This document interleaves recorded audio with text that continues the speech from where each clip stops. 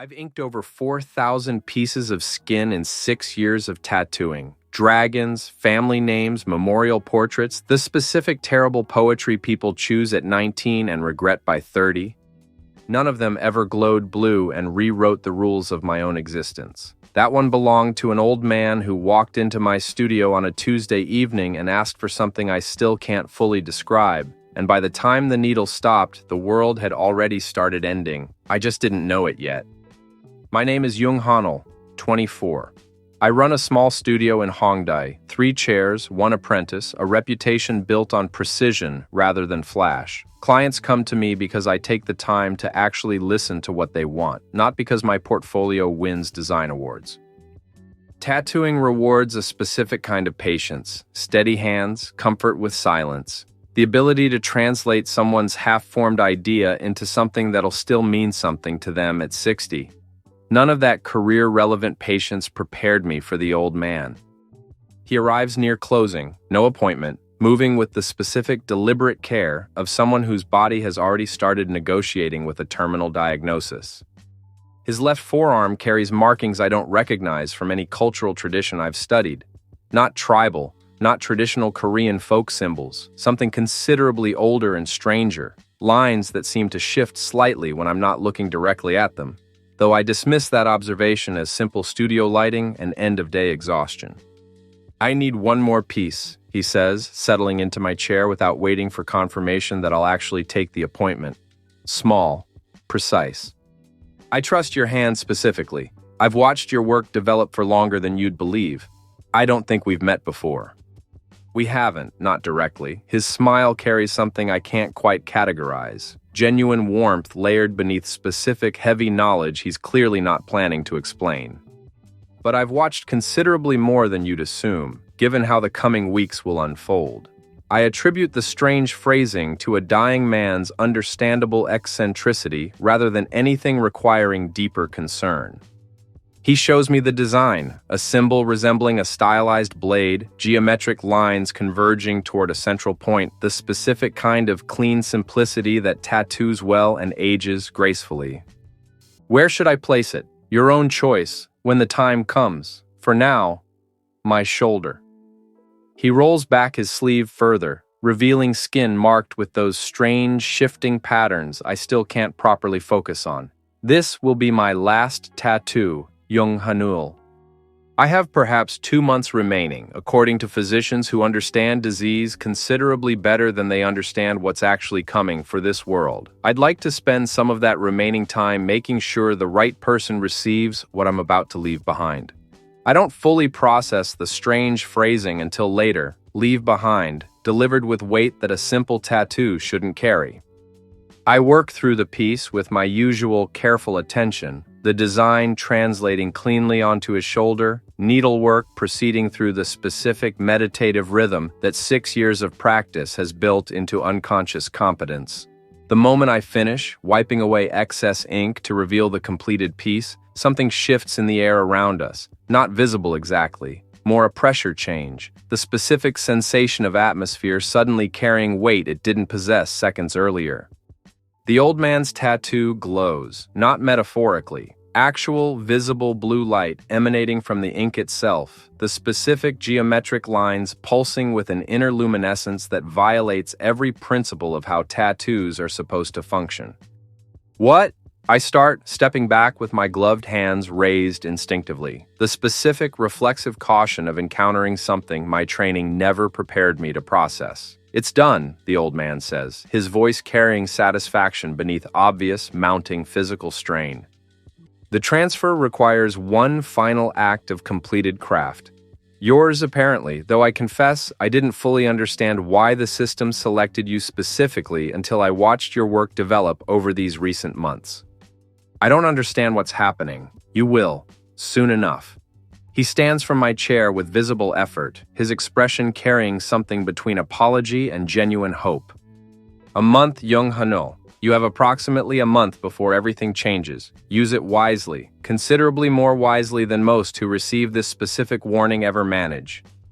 Before I can formulate any response beyond continued, mounting confusion, a translucent blue window materializes directly in my vision, the specific interface aesthetic I vaguely recognize from mobile games I've occasionally seen customers playing while waiting for appointments, except this one hovers in actual physical space, visible only, I quickly realized, to me. System, Living Ink, activated, owner, Jung Hanul, function, tattoo activation as manifested ability. Rule, ability corresponds directly to tattoo's visual content. Mana, natural regeneration. Capacity, determined by owner's physical conditioning. Warning, the rift approaches. 30 days remain. I stare at text that shouldn't exist, floating in the specific mundane space of my tattoo studio's back room, describing something considerably beyond any reasonable explanation my exhausted, confused mind can currently process. I look up. The old man is gone, not left through the door, simply absent. The specific, complete vanishing that suggests his departure obeyed rules considerably different from ordinary human movement. My studio's back room holds only myself, my equipment, and the lingering, impossible memory of blue light emanating from freshly completed ink.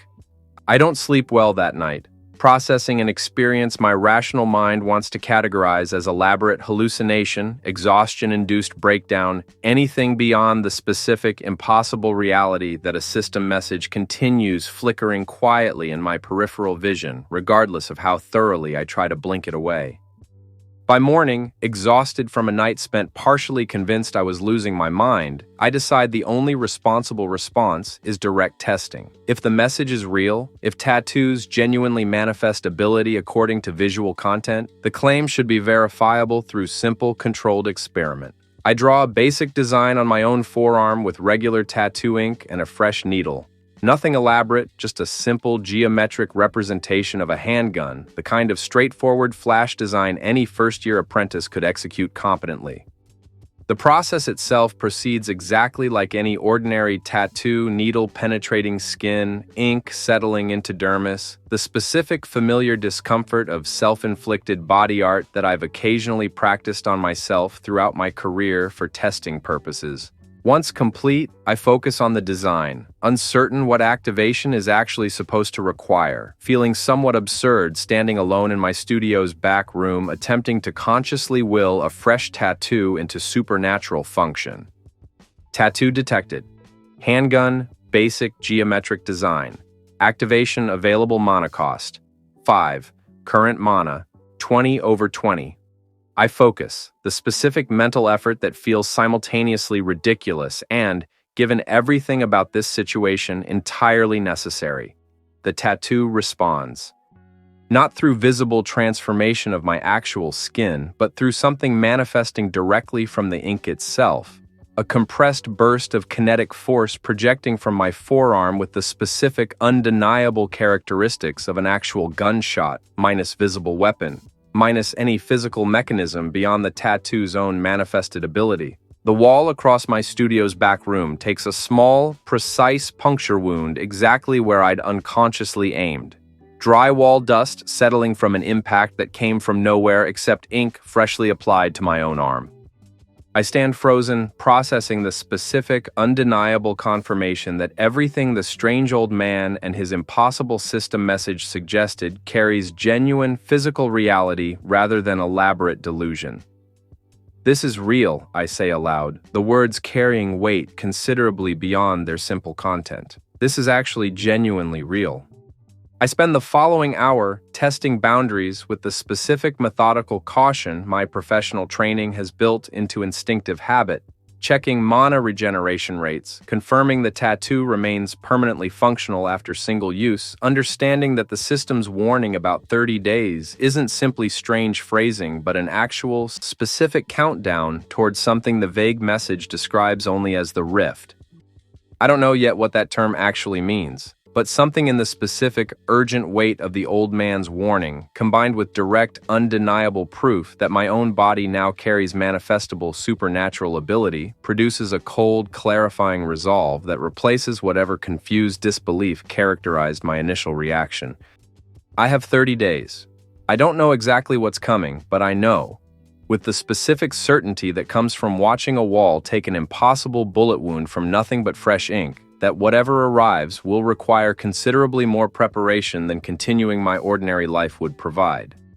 I call Soman my apprentice that evening, not explaining everything immediately, but requesting she come in early the following morning for what I describe only as something important I need help understanding. 30 days, a system that turns tattoos into weapons, a warning about something called the rift that I don't yet understand but instinctively recognize as genuinely, existentially significant. I look at my own forearm, the small geometric gun design that's just proven capable of producing actual physical force, and I begin, that same night, sketching considerably more ambitious designs than anything my professional portfolio has previously required. Whatever's coming, I intend to be ready for it. Soman arrives the following morning with the specific mild irritation of someone who values her limited sleep. That irritation lasting exactly as long as it takes me to demonstrate the gun tattoo's actual function against a fresh section of drywall I've set up specifically for this purpose. "Do that again," she says, her voice carrying the flat, careful tone of someone processing information her rational mind wants to reject despite direct visual evidence. Slowly. I need to actually watch what happens. I comply, the tattoo discharging its compressed burst of force with the same undeniable, physics-defying precision as my initial test. Soman stares at the fresh puncture wound in already damaged drywall, then at my forearm, then back at the wall. "Okay," she says finally, exhaling slowly. "Okay, I don't have a normal reaction available for this. What exactly happened to you?" I explain the old man, the sudden system activation, the specific 30-day warning that's occupied every waking thought since testing confirmed the whole impossible situation carries genuine reality rather than elaborate delusion.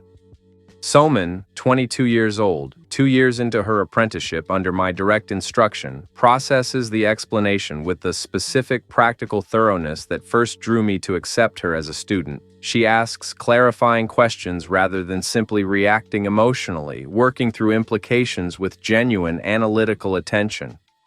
So the ability matches whatever you actually draw, not some predetermined menu of options, literally whatever image you commit to skin. That's my current understanding, yes, and you need mana to activate, which regenerates naturally but caps based on your physical conditioning. She studies my modest frame with the specific evaluating attention of someone reassessing priorities. "You're a tattoo artist, Hanul. You sit hunched over people's skin for 8 hours a day. Your physical conditioning is occasionally lifts equipment and walks to the convenience store. I'm aware that's a problem. It's an enormous problem. If this rift thing genuinely arrives in 30 days and requires actual combat capability rather than just testing gun tattoos against drywall." She crosses her arms, the specific posture that's defined her most useful contributions throughout her apprenticeship. Direct, unflinching practical assessment rather than comfortable reassurance. We need a plan. Actual structured preparation, not just increasingly ambitious tattoo designs without the physical foundation to actually use them. The plan that emerges over subsequent days combines physical training with careful tattoo experimentation, the specific dual approach that Soman's practical thoroughness insists upon rather than my own initial instinct towards simply designing increasingly powerful ink without addressing the underlying capacity constraint. I begin physical conditioning with the specific discipline that tattooing itself has actually prepared me for. Patient, incremental progress rather than dramatic transformation. The same careful attention to gradual improvement that building client trust across 6 years of professional practice required. Running. Weight training at a gym near my studio, membership purchased the same day Soman identified physical conditioning as our most urgent gap. Basic combat instruction from a former military contact of Soman's family, compressed into intensive daily sessions that leave me exhausted in ways my sedentary tattooing career never previously demanded. Mana capacity, 20 to 34. The system confirms Soman's assessment directly. 2 weeks of consistent physical training produces measurable, tracked improvement in exactly the resource constraint that would otherwise limit whatever tattoos I eventually design toward genuine combat utility. We experiment with additional designs during this same period, testing the system's actual boundaries with the specific methodical caution that both our professional backgrounds have trained into instinctive habit. A simple blade design on my other forearm, activation manifests an actual short sword extending from the ink itself, solid, genuinely weighted steel that responds to my grip with unnervingly realistic weight and balance. That's not just force projection like the gun, Soman observes, examining the manifested blade with professional fascination, temporarily overriding her underlying anxiety. That's an actual physical object, created from nothing but ink and whatever this system actually draws power from. Mana cost was considerably higher than the gun, 15 compared to 5, bigger, more complex ability, bigger cost. That tracks with what the system message suggested. She studies the blade with the specific calculating attention I've come to recognize as her working through practical implications rather than simple observation. What happens if you design something genuinely elaborate, something that should, theoretically, produce proportionally larger effect? We test this specific question 3 days later, once my mana capacity has grown enough through continued physical training to theoretically support more ambitious experimentation. I sketch a design across my upper chest, a simple shield, geometric and straightforward, testing whether defensive rather than offensive tattoos function through the same visual correspondence principle. The shield tattoo, once completed and activated, manifests a genuine, solid barrier extending from my chest. Not simply protective ward, but an actual, physical shield construct that Soman tests directly by striking with a padded training weapon, confirming genuine defensive capability rather than simple visual effect. This is genuinely working, I say, processing the accumulated confirmation with specific, still incomplete belief despite direct, repeated evidence. Whatever this system actually is, it's real, consistent, and apparently scales with both design complexity and my own physical capacity, which means we need to think considerably bigger than test pieces and small experimental designs, Soman says, her expression carrying the specific, focused intensity that's defined her most valuable contributions throughout this entire process. If this rift thing is genuinely as significant as your strange old man's warning suggested, small tattoos and modest combat training might not be remotely sufficient. The following weeks compress considerable preparation into our remaining dwindling timeline, physical conditioning continuing its steady, measurable progress, tattoo experimentation expanding toward more ambitious, carefully considered designs that we discuss extensively before actually committing to skin. Given the system's explicit confirmation that tattoos remain permanently functional once activated regardless of whether the specific design eventually proves suboptimal. I attempt, during this same period, the specific difficult conversation that any responsible person would presumably prioritize given genuine advance warning of civilization-ending catastrophe, informing family and close friends about what's coming. The attempts prove universally unsuccessful. My parents, retired and living in Busan, listened to my careful, deliberately vague warnings about potential emergency preparedness with the specific patient indulgence of people who assume their adult son has developed some passing, anxiety-driven preoccupation rather than genuine, specific knowledge of impending catastrophe. You should come visit more often if you're worried about emergencies, my mother says, her tone carrying gentle concern rather than genuine alarm. Are you eating properly? You sound stressed. I can't explain the actual source of my warning without sounding genuinely unstable. A dying stranger gave me magic tattoo powers and warned me about something called the rift doesn't translate into conversation that produces useful preparation rather than concerned suggestions that I see a therapist. I settle, eventually, for practical rather than explicit warning, encouraging my parents toward basic emergency supplies just in case, similar vague suggestions to the handful of close friends I maintain contact with, unable to provide the specific, actionable detail that might actually save lives without sounding completely, dangerously unhinged. You can't save everyone, Soman observes, during one of our late-night preparation sessions, watching my visible frustration following another unsuccessful attempt to convey genuine urgency to an old university friend. Not with a warning this strange, delivered with this little concrete detail to actually justify believing it. That doesn't make it feel less like failure. No, it probably shouldn't. Her expression carries genuine, considered sympathy beneath her usual practical focus. but you have actual concrete preparation you can control. Your own capability, mine, whatever we can build in the time remaining. Focus there. The people who can't be convinced yet, they'll believe once the rift actually arrives, assuming it arrives the way your warning suggested. At that point, whatever we've built might actually matter for saving them, even if our warnings couldn't. The observation settles into practical, if uncomfortable, wisdom. I redirect remaining preparation time toward concrete capability building rather than continued frustrated attempts at unconvincing verbal warning.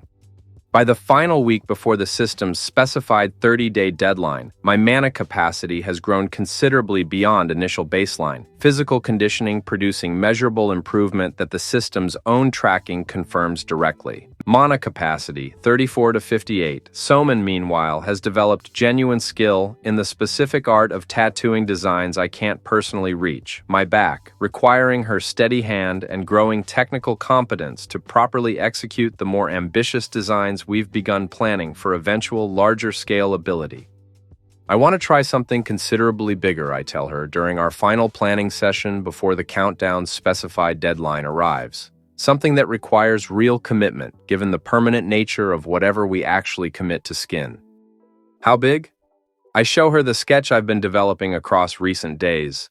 A hydra, multiple serpentine heads coiling across a design meant to cover my entire back. The specific mythological complexity that instinct suggests should produce correspondingly significant manifested ability, assuming the system's visual correspondence principle scales the way our smaller experiments have consistently suggested. Soman studies the design with the specific professional assessment of someone evaluating both artistic execution and practical implication. This is easily 12, maybe 15 hours of actual tattooing work, even split across multiple sessions. And once it's done, whatever ability it produces is permanent, for better or worse. I know. I want to commit to it anyway, before whatever timeline the system specified actually arrives. If we're genuinely facing something that requires serious combat capability, I'd rather have this ready before Crisis forces improvised, poorly planned decisions. She considers the commitment with visible, careful deliberation, then nods with the specific resolved focus that's characterized her most valuable contributions throughout our entire preparation period. Then we start tomorrow. Multiple sessions, properly spaced for healing between each, assuming we actually have that kind of time remaining. We don't quite. The Hydra design remains partially incomplete, several sessions still required when the system's specified countdown finally reaches its conclusion. I'm working through what should have been session 4 of the ambitious back piece, so means steady hand halfway through detailing the 4th serpentine head, when the sky outside my studio's windows tears open with the specific silent violence of something that shouldn't exist intersecting directly with ordinary reality.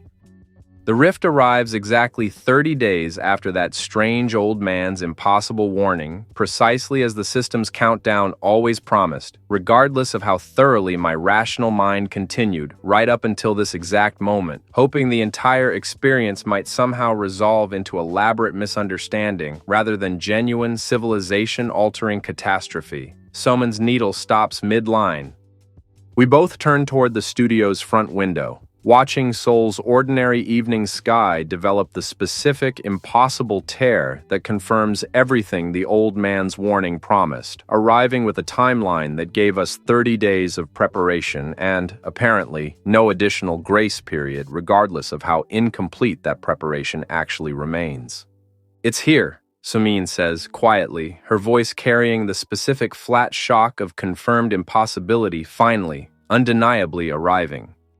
I look down at my own back, at the partially completed Hydra design still requiring considerable additional work before its full ability manifests, and process the specific, sinking realization that whatever preparation we managed across 30 urgent days may prove considerably less complete than genuine catastrophe actually requires. Finish the session, I say.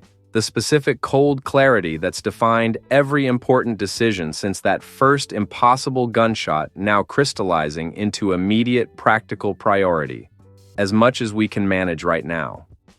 Whatever's happening out there, I'd rather face it with partial ability than none at all. Soman's hand steadies, the specific professional composure that's defined her entire apprenticeship reasserting itself despite obvious mounting fear. Then let's finish as much as we can, however long we actually have before this reaches us directly. Outside, Seoul's sky continues its impossible tearing, the specific, silent violence of the rift's arrival beginning whatever catastrophe the old man's warning always promised was coming. 30 days of preparation, a partially completed Hydra. And now, with no further warning remaining, the actual beginning of whatever this new, monster-haunted existence actually requires from those unfortunate or fortunate enough to survive its opening moments. The hollows emerge from the rift within minutes of the sky's initial tearing, creatures that defy easy categorization, humanoid in general silhouette, but wrong in the specific accumulated details that trigger every instinctive alarm evolution built into human perception. Too many joints, skin like cracked porcelain over something that moves wetly beneath, mouths positioned in configurations that suggest feeding rather than communication. Seoul's ordinary evening traffic dissolves into chaos within the first 10 minutes, car horns and screaming replacing the city's usual ambient hum, the specific visceral panic of millions of people encountering something their entire framework for understanding danger never adequately prepared them to process. I finished the fourth Hydra head with Somin's hands still shaking slightly from adrenaline rather than any lapse in her technical competence, the specific professional discipline that's defined her entire apprenticeship holding steady even as reality itself apparently begins actively ending outside our studio's windows. That's as much as we can manage right now, I say, examining the partially completed design in the studio's back mirror. 4 heads fully detailed, 3 more remaining as rough outline, the specific, incomplete state that will have to suffice against whatever immediately arrives. The first hollow reaches our block within 20 minutes of the rift's initial appearance, drawn by the specific chaos of fleeing crowds, moving through Hongdae's usually crowded streets with a predatory efficiency that confirms every instinctive fear its wrongness initially triggered. I engage it directly outside my studio's entrance. The specific decision that costs me several seconds of hesitation before genuine necessity overrides whatever remaining disbelief my rational mind continues processing. The gun tattoo discharges its compressed force directly into the creature's approaching mass, effective but clearly insufficient against something whose porcelain-cracked hide absorbs the impact with only minor, superficial damage rather than the decisive effect I'd hoped for. I switch immediately to the blade tattoo, the manifested short sword extending from my forearm with reassuring solid weight, engaging the hollow in close combat that tests every hour of Soman's contact's compressed military training against genuine lethal stakes rather than controlled practice scenarios.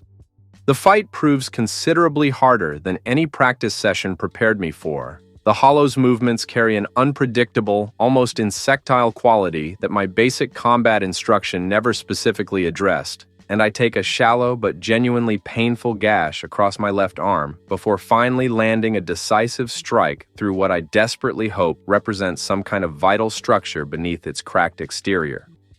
The creature collapses, dissolving into something between ash and dark smoke that dissipates within seconds, leaving no body, no evidence beyond the specific, visceral memory of genuine combat against something that would have killed me without hesitation had our positions been reversed. Mana, 43/58 first hollow eliminated. I stand in the street, breathing hard, blood running from my arm, processing the specific reality that my 30 days of preparation has just produced genuine, successful combat capability against an actual, lethal threat rather than simple theoretical possibility. Soman, watching from the studio's doorway with a kitchen knife gripped in both hands, her own preparation considerably less advanced than my tattoo-based ability since the system explicitly confirmed only I can activate manifestations regardless of who provides the actual needlework, calls out with visible, controlled fear. More coming. Down the street. I turn to find 3 additional hollows converging on our position, drawn by whatever specific signal my successful combat with the first creature apparently broadcast to others of its kind. The engagement that follows tests my remaining mana reserves and physical stamina considerably more thoroughly than the first isolated fight. I alternate between gun and blade tattoos, managing resource expenditure with the specific calculating attention that Soman's earlier warnings about capacity constraints have trained into instinctive habit even during genuine crisis. I'm managing, barely, when additional help arrives from an unexpected direction. A large man, moving with the specific disciplined efficiency of someone with genuine combat training, wading directly into the remaining hollows with fists alone, his skin carrying a visible metallic sheen that suggests some manifested defensive ability protecting him from the creature's claws and teeth. "Iron skin," he calls out, apparently recognizing my own confusion at his sudden intervention. "Awakened ability. Same as whatever you're doing with that sword coming out of your arm.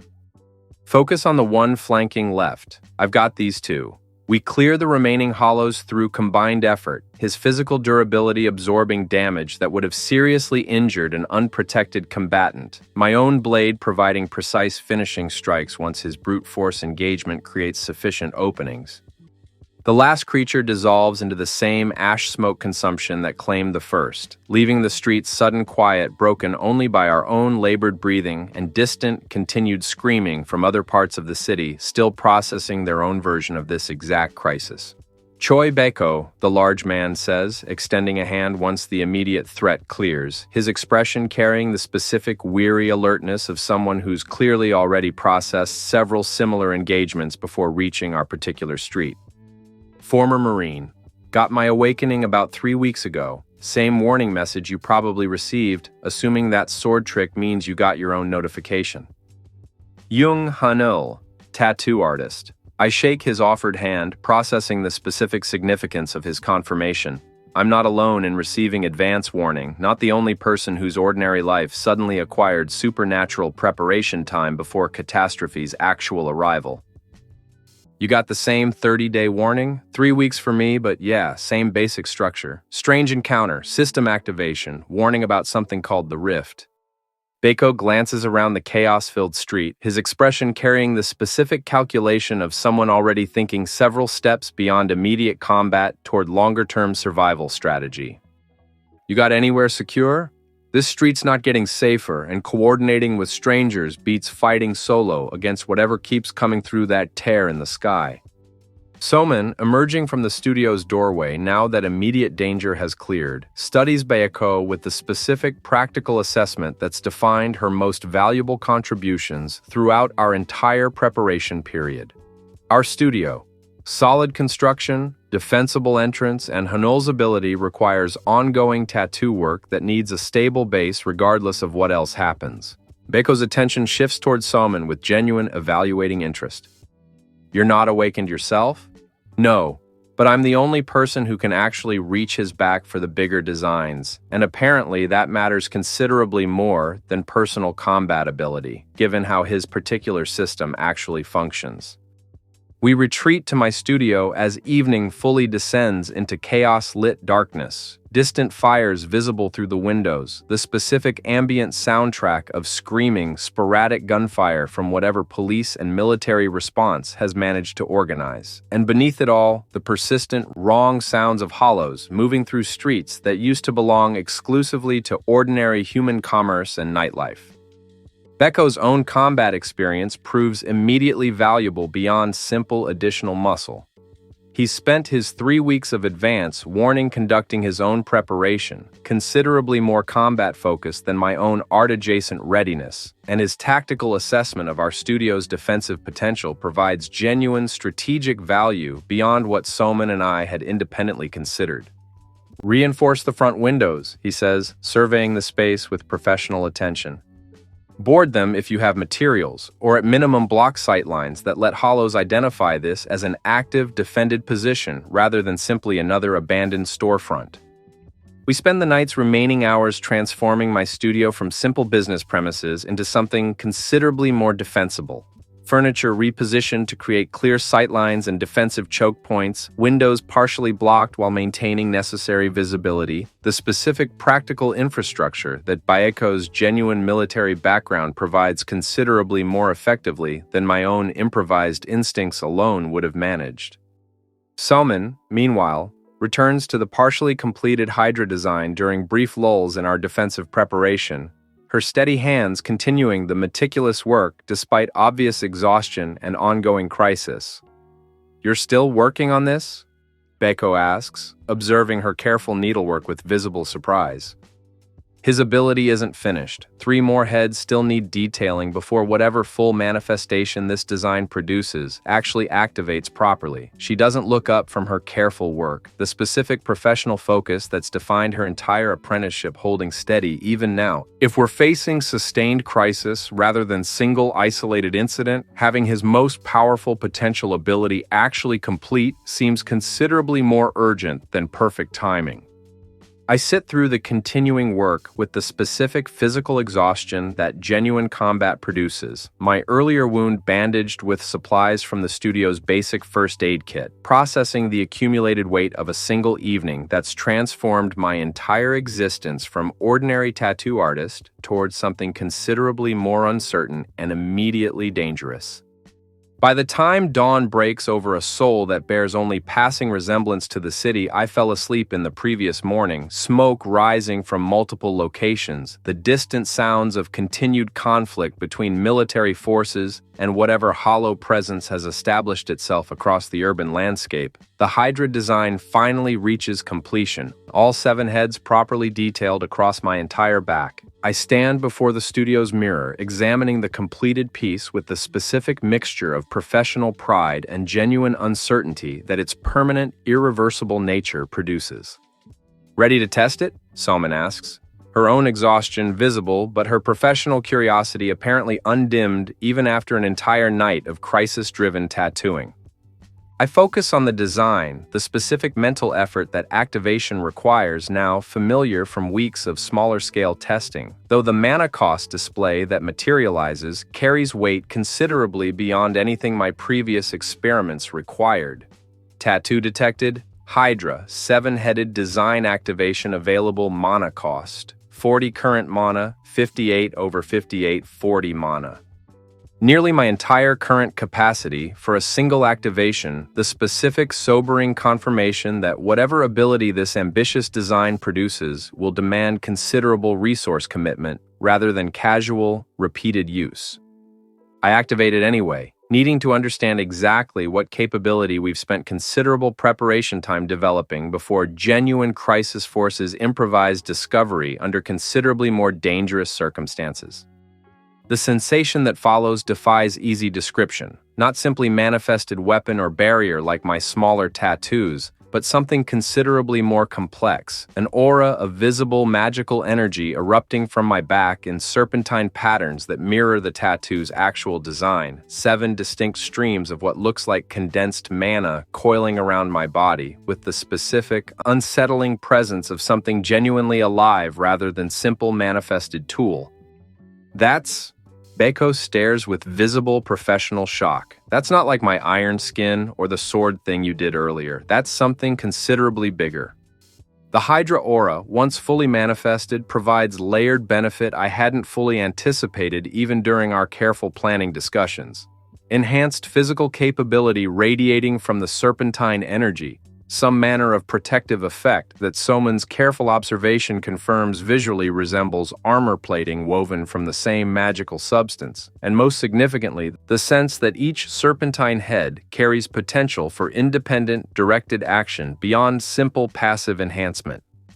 I test this last possibility carefully, directing one serpentine energy head toward a discarded piece of furniture across the room. The head strikes with sudden, decisive force, splintering solid wood with an impact considerably beyond what my own physical strength could produce unaided. "It's not just enhancement," I say, processing the ability's full scope with growing, cautious understanding. Each head can act independently, multiple simultaneous attacks or defense, or some combination, depending on how I direct them.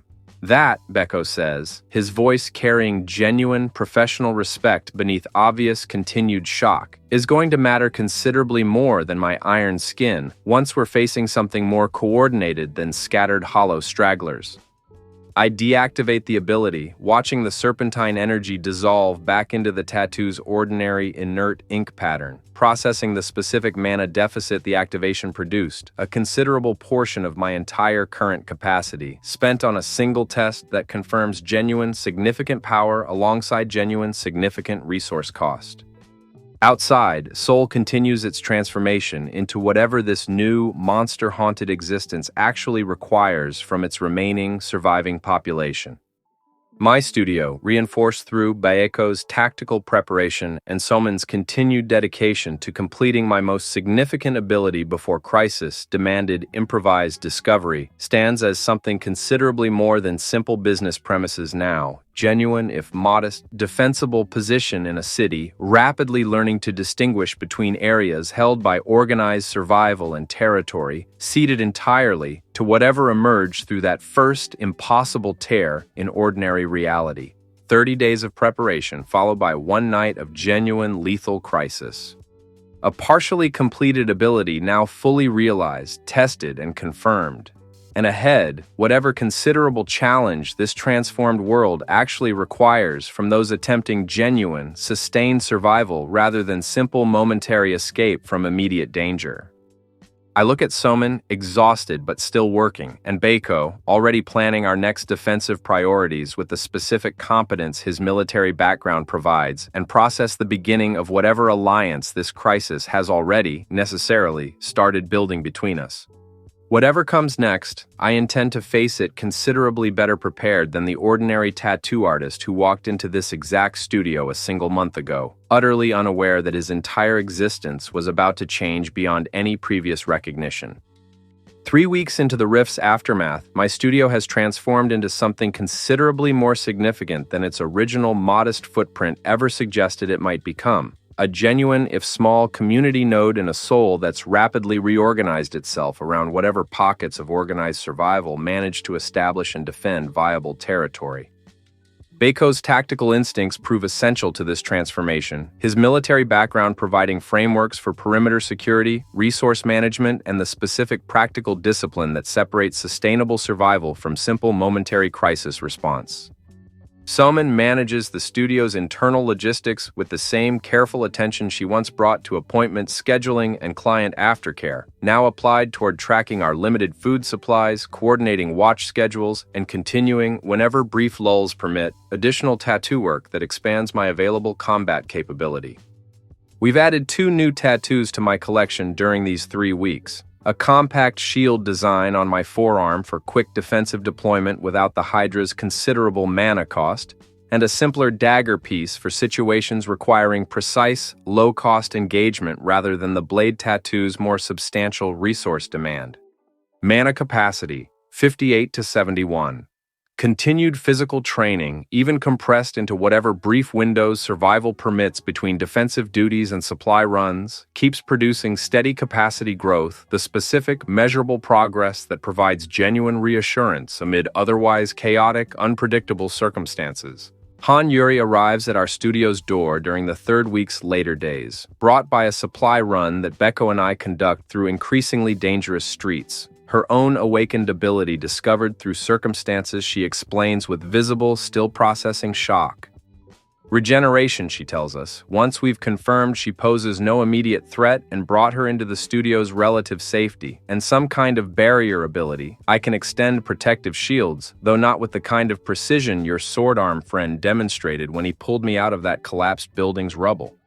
Yuri, 26, previously worked as an emergency room nurse before the Rift's arrival transformed her existing medical competence into something considerably more supernatural. Her awakening apparently triggered during the chaos of treating early hollow-inflicted casualties, the specific circumstances that activated her system considerably less mysterious than my own strange encounter with a dying old man, but no less genuinely transformative. Your medical background is going to matter considerably more than any combat ability, Baeko observes. Watching her assess and treat several minor injuries our small group has accumulated across weeks of ongoing crisis. We've been managing with basic first aid. Actual medical knowledge, combined with genuine healing ability, changes our entire survival calculation. Yuri joins our small, growing community without extensive deliberation. The specific practical calculation that's apparently governed every meaningful decision since the rift's arrival, where isolated survival carries considerably worse odds than genuine, coordinated cooperation, despite whatever additional complexity group dynamics inevitably introduce. Our studio's defended perimeter gradually expands to include several additional survivors during these same weeks. Not formally recruited, simply drawn by the specific visible evidence of organized, sustainable defense that Baiko's tactical improvements and my own growing combat capability provide. A retired school teacher who manages basic administrative organization, a young father protecting his 8-year-old daughter, contributing whatever labor our expanding community requires in exchange for protection neither could reliably manage alone. 15 people by the third week's conclusion, sheltering within what's become considerably more than simple tattoo studio, a genuine, if modest, survival community organized around defensible structure, pooled resources, and my own continued capability to manifest combat ability that no other awakened individual we've yet encountered quite matches in versatility.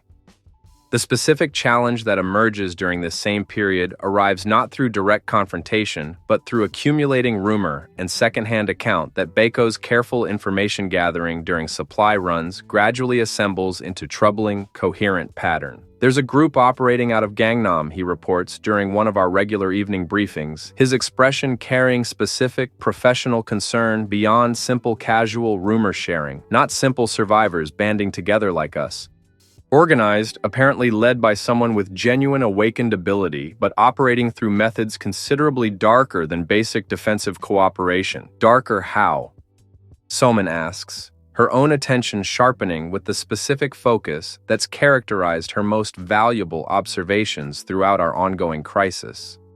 Forced labor, captured awakened individuals apparently used as, the accounts vary in specific detail, but the general pattern suggests something between forced combat training and outright torture, extracting combat experience through inflicted suffering rather than legitimate practice. Baiko's expression carries genuine, professional distaste beneath his usual measured composure, multiple independent sources describing similar patterns. This isn't isolated rumor. Something genuinely dark is organizing itself in the southern districts. I process this information with the specific cold clarity that's defined every major decision since that first impossible gunshot 3 weeks ago. The world beyond our defended perimeter apparently containing threats considerably more complex than simple monster incursion. Human cruelty finding new, horrifying expression through exactly the same supernatural transformation that's allowed our own small community to survive through cooperative ethical defense. Do we know who's leading this group? I ask, working through implications that feel considerably more significant than simple, distant, unconfirmed rumor. Name that keeps surfacing is Baek Junsang, former corporate security consultant, according to one source who claims prior professional acquaintance. Awakened apparently very early, possibly among the first wave, before the rift's actual arrival, similar to your own advance warning. The specific detail lands with weight I don't initially process fully. Another individual who received advanced system warning before general catastrophe, whose subsequent choices apparently diverged catastrophically from whatever ethical framework has guided my own preparation and community building. We're not currently positioned to directly confront something like that, Yuri says, her medical background apparently extending toward practical, careful assessment of resource allocation and genuine risk.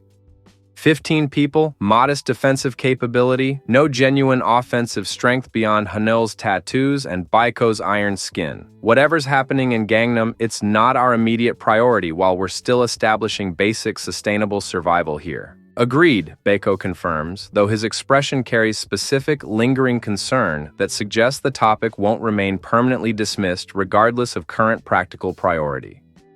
But it's worth continued monitoring. Organizations like whatever's forming down there don't typically remain contained to their original territory, especially if their methodology actually produces genuine combat advantage through however horrifying their specific process. We table the immediate concern in favor of continued practical community building, though the specific weight of Baiko's warning settles into background awareness that periodically resurfaces during subsequent weeks' continued survival efforts.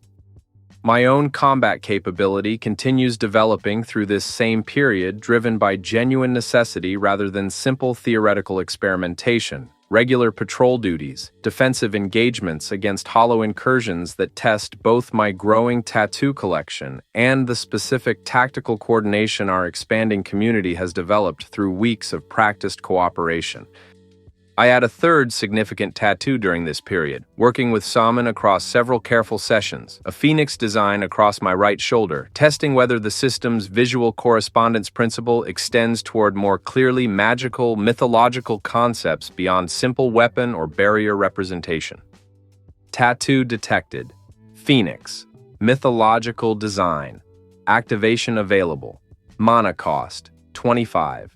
The activation, once completed, manifests something considerably different from my previous experiments. Not weapon or barrier, but genuine healing energy, warm light spreading from the design across recent minor injuries with efficiency that even Yuri's own regeneration ability apparently can't quite match for immediate acute treatment. That's genuinely useful, Yuri observes, studying the healing effect with professional, evaluating attention. Combined with my own capability, we have considerably more medical resilience than most groups currently surviving out there are likely managing. The specific, growing sophistication of my available tattoo abilities, gun, blade, shield, dagger, the considerable power of the still partially mysterious Hydra aura, now healing capability through the Phoenix design, produces genuine confidence that our small community's survival prospects have improved considerably beyond the desperate, improvised defense that characterized the Rift's initial chaotic arrival. But Baeko's warning about Gangnam's darker organization continues its quiet, persistent presence in my thinking, the specific unease that accumulates when genuine threat exists beyond immediate priority but within eventual, probable relevance. Do you think we'll eventually have to deal with them directly? I ask Baeko during one of our regular evening watches, the specific quiet conversation that's developed between us through weeks of shared defensive responsibility. Probably, he says, his voice carrying the specific weary realism of someone whose military background has trained him to anticipate escalation rather than hope for continued convenient avoidance. Organizations built on exploitation and cruelty don't typically remain satisfied with their original territory. Either they expand seeking additional resources or captives, or their own internal instability eventually produces conflict that draws outside attention regardless of anyone's preference for continued isolation. And if this Junsang person got his abilities the same way I did, advance warning, same general system structure, Baeko's expression carries specific, considered weight. Then whatever ability he's developed, across however many weeks of advanced preparation he received, is probably considerably more dangerous than simple assumption suggests. You've spent your own preparation time building genuine skill through legitimate practice. If he spent his extracting combat experience through inflicted suffering on captured awakened individuals, then his methodology might have produced faster, more brutal capability than mine has, even if the underlying system mechanics are fundamentally similar. That's my concern. Yes, we sit with that specific, sobering possibility as evening settles fully into whatever passes for night in this transformed soul, distant sounds of continued hollow activity, the specific ambient tension of a city still learning to distinguish safe territory from ceded ground, and now, the additional, unwelcome awareness that human cruelty has found its own, considerably more disturbing method of adaptation to this new, supernatural reality. I think about the strange old man who initiated my own system activation, about his specific, urgent insistence that I use my 30 days of preparation wisely, about whether he anticipated not just monster-driven catastrophe, but the specific, additional danger of fellow awakened individuals choosing exploitation over cooperation once genuine power became available to test against vulnerable others. Whatever eventually develops from Baeko's troubling reports about Gangnam's dark organization, I process the specific, growing certainty that our community's continued survival will eventually require confronting threats considerably more complex than simple hollow incursion, human cruelty, empowered by the same supernatural transformation that's allowed our own small, ethical community to establish genuine, sustainable defense. For now, we continue building what we can control directly, expanding our community's practical resources, developing my own growing tattoo collection toward increasingly sophisticated capability, and maintaining the specific, careful vigilance that Beiko's professional background insists remains necessary regardless of how settled our immediate circumstances currently feel. 3 weeks since the Rift's arrival, a community of 15, growing steadily through careful cooperation rather than exploitation. And somewhere in Gangnam, a darker organization apparently building its own considerable power through methods our entire community's ethical foundation finds genuinely abhorrent.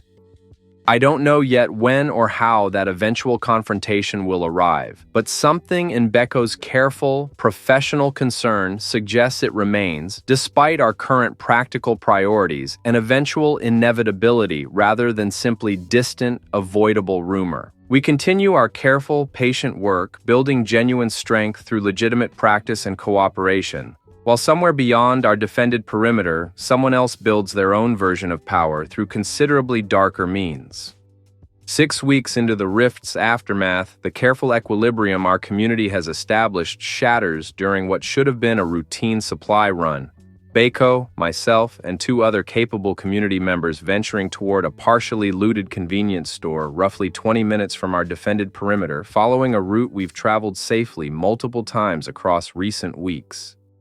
The ambush arrives with the specific coordinated precision that immediately distinguishes it from ordinary hollow encounters. 6 individuals, clearly human, clearly awakened, based on the visible supernatural capability several demonstrate immediately, moving with tactical coordination that suggests genuine training rather than desperate improvised survival instinct.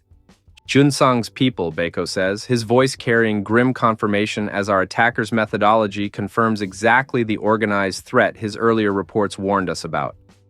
This isn't random. They specifically targeted our supply route. The engagement proves considerably more dangerous than any hollow encounter our community has previously managed. These opponents fight with genuine tactical sophistication, their various awakened abilities deployed with coordinated precision that suggests extensive, if presumably brutal, combat preparation. I activate the Hydra design when initial exchanges make clear that smaller tattoos won't provide sufficient advantage against opponents this genuinely capable, the serpentine energy aura manifesting with its now familiar, considerable mana cost, providing enhanced combat capability that finally starts turning our desperate defense towards something approaching genuine parity. We survive the engagement, barely, driving off our attackers after a battle that costs one of our community members a serious, though not fatal, injury, and reveals, through captured equipment and overheard tactical communication, information considerably more significant than simple confirmation of Junsang's organized threat. They're not just raiding for supplies. The surviving attacker we managed to capture reveals, under Beiko's careful, professionally conducted interrogation, that stops well short of the cruelty his own organization apparently practices routinely. Junsang's been tracking awakened individuals across the city, cataloging abilities, identifying targets worth capturing rather than simply eliminating. Why would he care about our specific community, Yuri asks, tending the injured survivor's wounds while the interrogation continues. Word reached him about someone with tattoo-based ability, multiple distinct manifestations from a single awakening, versatility that doesn't match typical single-ability patterns most of us received. The captured attacker studies me with specific, evaluating attention despite his compromised position. Junsang's interested specifically in you. Wants to understand the mechanism, possibly recruit or extract whatever makes your ability function so differently from standard single manifestation awakening. The revelation lands with weight considerably beyond simple immediate threat assessment. Junsang isn't simply expanding territorial control through opportunistic raiding. He's specifically investigating my own unusual capability, the particular tattoo-based system that's allowed considerably more versatile manifestation than whatever standard single-ability pattern apparently defines most awakened individuals' experience. He has the same system, I say, working through implications with the specific cold clarity that's governed every major decision since my own strange encounter with that dying old man. Doesn't he? Tattoos, same visual correspondence mechanic. Beiko's expression carries specific dawning confirmation. That would explain his interest in you specifically, beyond simple opportunistic power expansion. If he received the same core system, but built his own capability through radically different methodology, he'd want to understand whether my approach produces genuine advantage over his own methods. I finish, the specific implications settling into focused, strategic clarity. Whether legitimate practice versus extracted, forced suffering actually produces meaningfully different combat capability beyond simple philosophical distinction.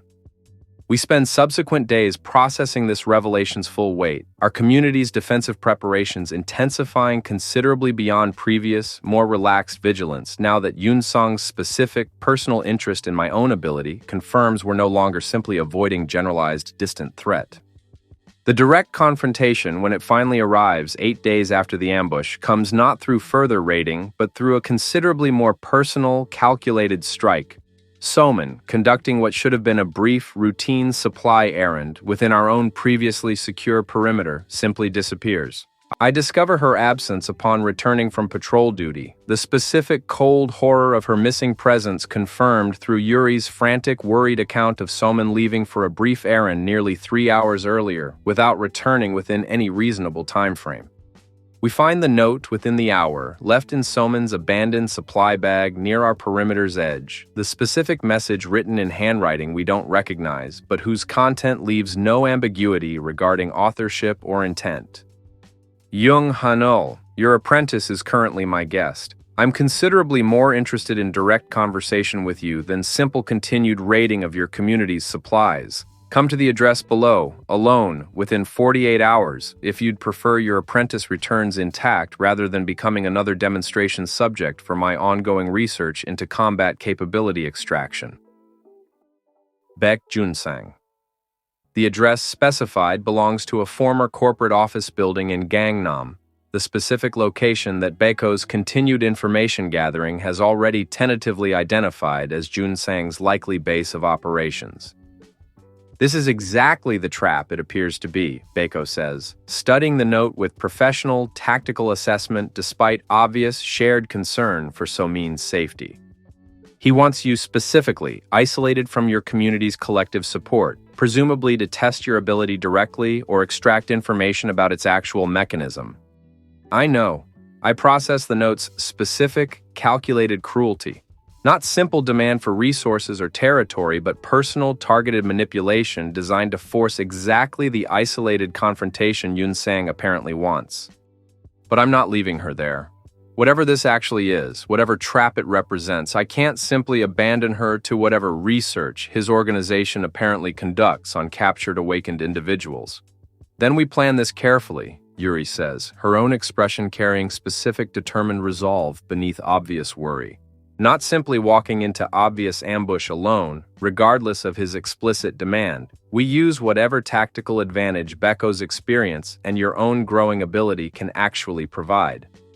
The planning that follows over subsequent hours combines careful reconnaissance, Baeko's contacts providing what information they can regarding the target building's actual layout and defensive capability, with the specific difficult calculation of balancing Junsang's explicit demand for solo confrontation against the genuine tactical folly of actually complying with terms designed entirely to isolate and disadvantage me. We can't ignore his demand entirely, Baeko says, working through the specific strategic complexity our planning session requires. If he's watching for compliance and doesn't see it, he might simply eliminate Solman rather than continuing whatever manipulation he's currently attempting. But we also can't simply accept his terms at complete face value, walking in with zero support or contingency. Then I go in as demanded, alone. For the initial approach, I say, working through implications with the specific cold calculation that survival has trained into increasingly instinctive habit. But you position outside, ready to move if the situation requires additional intervention beyond whatever I can manage directly. We finalize the plan through the night's remaining hours, Yuri preparing medical supplies for whatever injuries the eventual confrontation likely produces, Beiko scouting the target building's exterior with the specific careful reconnaissance his military background provides, myself reviewing my available tattoo capabilities with the particular focused attention that genuine personal stakes now demand beyond simple theoretical combat preparation. I arrive at the specified address as the 48-hour deadline's final hours approach, the building's exterior carrying the specific, unsettling quiet of a location that's clearly occupied, despite showing no obvious external activity, the particular stillness of controlled, deliberate ambush rather than simple abandonment. Junsong meets me personally at the building's entrance, his appearance carrying specific, unsettling wrongness beneath otherwise unremarkable middle-aged features, tattoos visible along his exposed forearms, similar in general concept to my own collection, but carrying a considerably more aggressive, jagged visual style that suggests philosophy diverging sharply from my own careful, deliberate design choices. Jung Hanul, he says, his voice carrying genuine, evaluating interest beneath surface pleasantness. I've been genuinely curious about you, ever since reports of your unusual versatility first reached my attention. Multiple distinct manifestations, apparently scaling with design complexity rather than simple single ability limitation. That's considerably more interesting than the standard awakening pattern most of us received.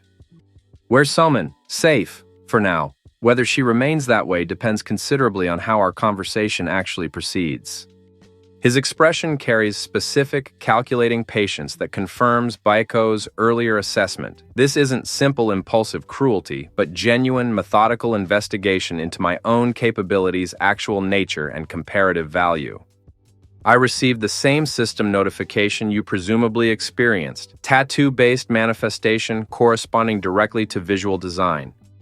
I've spent my own preparation period building considerable capability through methods I suspect your own careful, presumably ethical approach would find genuinely distasteful, extracting combat experience through torturing captured awakened individuals. A crude characterization, but not entirely inaccurate. His tone carries no defensive discomfort, simply calm, confident acknowledgement of methodology he apparently considers perfectly justified rather than requiring any genuine moral defense. Pain produces considerably faster learning than patient practice, Jung Hanul. I've compressed months of legitimate combat development into weeks through methods that prioritize efficient results over whatever ethical squeamishness might otherwise limit necessary preparation, at the cost of however many people you've tortured to achieve that efficiency. A cost I consider entirely acceptable, given the genuine stakes this transformed world now presents. He gestures toward the building's interior, the specific invitation carrying obvious, calculated danger despite its surface courtesy. Come. Let's discuss this properly, and let's determine through direct demonstration if words prove insufficient, whether your careful methodology actually produces meaningful advantage over my own considerably more efficient approach. I follow him into the building, processing the specific mounting danger of a confrontation I've entered with eyes open but without complete control over its eventual, uncertain resolution. Baiko and Yuri positioned somewhere outside, ready to intervene if circumstances require support beyond whatever I can manage through direct, personal confrontation.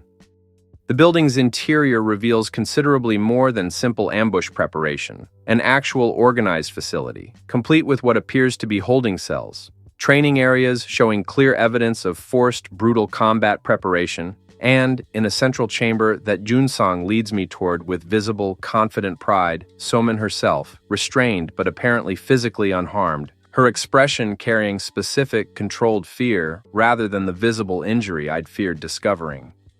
She's been treated adequately, Junsong says, noting my immediate visible relief at Somin's apparent physical safety. I have no particular interest in harming her directly. She's simply leverage, ensuring your own cooperation with whatever this conversation ultimately requires. I meet Somin's frightened but alert gaze, processing the specific, complicated relief of confirming her safety while remaining acutely aware that our actual confrontation with Junsang's genuine, demonstrated capability hasn't yet properly begun. What exactly do you want? I ask, my voice carrying the specific cold control that survival's accumulated stakes have trained into increasingly necessary discipline beyond simple confirmation that your methods produce faster results than mine.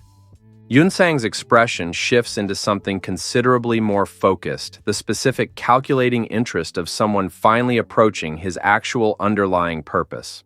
I want to understand exactly what your careful, ethical approach has actually produced, compared to my own considerably more efficient methodology.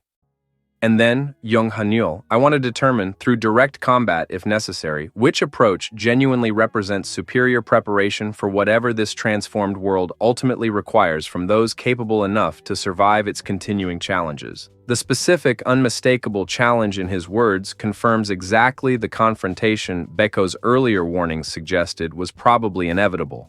Not simple raiding, not straightforward hostage negotiation, but genuine personal test between two fundamentally opposed approaches to the same underlying supernatural capability. I process the mounting danger with the specific cold clarity that's defined every major decision since that first impossible gunshot weeks ago, understanding that whatever follows will likely require every accumulated tattoo capability I've developed through weeks of careful, legitimate practice, tested directly against methodology built through considerably darker, more brutal preparation. Then let's find out, I say, meeting Yunsang's calculating attention with the specific resolved determination that Somin's continued safety and my own community's future survival now genuinely, urgently require. Whatever comes next in this confrontation between fundamentally opposed philosophies of power and preparation, I intend to prove that legitimate practice, patient development, and genuine ethical consideration can produce capability considerably superior to whatever brutal efficiency Yunsang's darker methodology has managed to extract through inflicted suffering on those unable to defend themselves. The chamber's tension settles into something approaching inevitable confrontation. Somin's frightened but watchful presence a reminder of genuine personal stakes beyond simple philosophical debate. And somewhere outside this building's walls, Beko and Yuri, waiting for whatever signal or sound, confirms their own intervention has finally become necessary. Junsang doesn't move immediately toward combat, instead gesturing toward a chair positioned across from a small table in the chamber's corner, the specific theatrical patience of someone confident enough in his eventual advantage that he's willing to extend the confrontation's opening through conversation rather than immediate violence. Sit, he says. I find genuine value in understanding my opponents before testing them directly. You've built something interesting, Young Hanyul. I'd like to understand it properly before we determine whose methodology actually produces superior result. I remain standing, my attention divided between Junsang's calculating patience and Somin's restrained, watchful presence across the chamber. I'm not particularly interested in extended conversation while you're holding my apprentice hostage. Fair? He doesn't press the seating suggestion further, his expression carrying the specific adjusted patience of someone recalibrating approach rather than genuine offense. Then let's proceed efficiently. Show me your tattoos. All of them if you're willing, though I suspect the more significant ones will become apparent regardless once actual combat testing begins.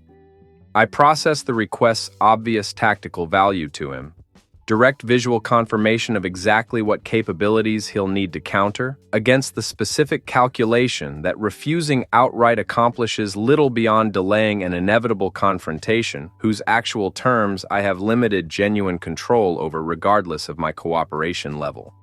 Gun, blade, shield, dagger, phoenix for healing. I don't mention the Hydra specifically, the particular caution that's defined every major decision since this crisis began, suggesting some information deserves careful withholding even amid apparent cooperation. Standard combat kit, built through several weeks of careful practice. Junsang's expression carries genuine evaluating interest. 5 distinct manifestations from what sounds like careful, methodical development. I have considerably more, Young Hanyul, though I confess the process behind their creation would likely offend whatever ethical framework has guided your own preparation.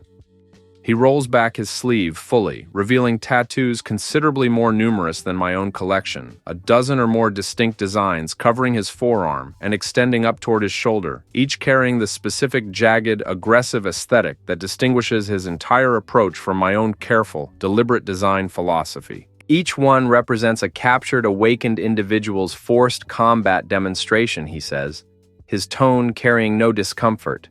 Simple, factual pride and methodology I find genuinely horrifying beneath its calm, matter-of-fact delivery. I study their abilities directly, then translate whatever proves most combat-relevant into my own tattoo designs, refined through repeated, forced testing against subsequent captives until the design reaches optimal function. You're torturing people to reverse-engineer their abilities into your own collection. An efficient process, whatever moral framework you'd prefer to apply toward its description. His expression carries specific, unwavering confidence. Your own approach, careful design, patient practice, presumably ethical restraint regarding whatever resources you've used for testing, produces genuine capability, certainly. But considerably slower, considerably more limited than what direct, efficient extraction has allowed me to accumulate. I process his confidence with the specific cold calculation that survival has increasingly trained into instinctive habit, recognizing the particular vulnerability his overconfidence might eventually represent, even as his demonstrated capability clearly exceeds simple bluster or empty threat. Show me, I say, meeting his calculating attention directly. If you're genuinely confident your methodology produces superior result, prove it. Direct combat. The actual test you've apparently been wanting since first learning about my own ability. Junsang's expression shifts into something approaching genuine satisfaction, the specific, eager anticipation of someone finally reaching the confrontation his elaborate setup was always building toward. Excellent. Guards, secure the girl properly. I'd prefer no interruption during what promises to be genuinely educational demonstration. The chamber clears of secondary personnel, leaving myself, Junsang, and Somin's restrained, watchful presence as the confrontation's actual participants and witness, the specific isolation that confirms Beko's earlier tactical assessment about Junsang's preference for controlled personal demonstration over simple, overwhelming numerical force. I activate the blade tattoo first, testing initial engagement with moderate mana expenditure, rather than immediately committing toward the Hydra's considerable resource cost, the specific strategic patience that weeks of careful practice has built into genuine combat instinct rather than simple, desperate improvisation. Junsang responds with his own manifestation, one of his numerous forearm tattoos activating to produce a jagged, serrated blade construct that carries visible, unsettling similarity to my own weapon alongside considerably more aggressive, brutal design. The initial exchange tests both our accumulated combat preparation directly. Junsang's technique carries genuine, if brutally acquired, sophistication, movements that suggest extensive forced practice against desperate, genuinely struggling opponents rather than simple theoretical training. I hold my own through several exchanges, the specific patient technique that Beko's tactical instruction combined with weeks of genuine hollow combat has built into reliable capability, but the engagement's early exchanges suggest Junsang's raw combat sophistication genuinely exceeds my own current development. Exactly the concerning possibility his brutal methodology's efficiency previously suggested. He presses his advantage with a follow-up tattoo activation, a second design manifesting alongside the first, providing him simultaneous dual weapon capability that immediately complicates my defensive positioning beyond what my own current tattoo collection allows me to match through simple blade and shield combination. I take a serious wound across my ribs during this exchange, the specific sharp pain confirming genuine significant danger beyond simple testing exercise. Junsang's confidence I process with mounting concern appears genuinely justified by demonstrated combat capability rather than simple, overconfident bluster. Interesting, he says, pressing his advantage with visible, growing satisfaction. Your technique shows genuine care, genuine patient development.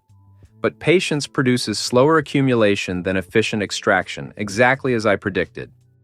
I retreat several steps, processing the engagement's mounting danger with the specific cold calculation that genuine crisis demands, my remaining mana reserves, my current wound's actual severity, whether continuing with moderate tattoo expenditure remains viable, or whether the situation has genuinely progressed toward requiring the Hydra's full, considerable commitment. The decision crystallizes with specific, urgent clarity as Junsong presses forward for what clearly intends to be a decisive follow-up strike.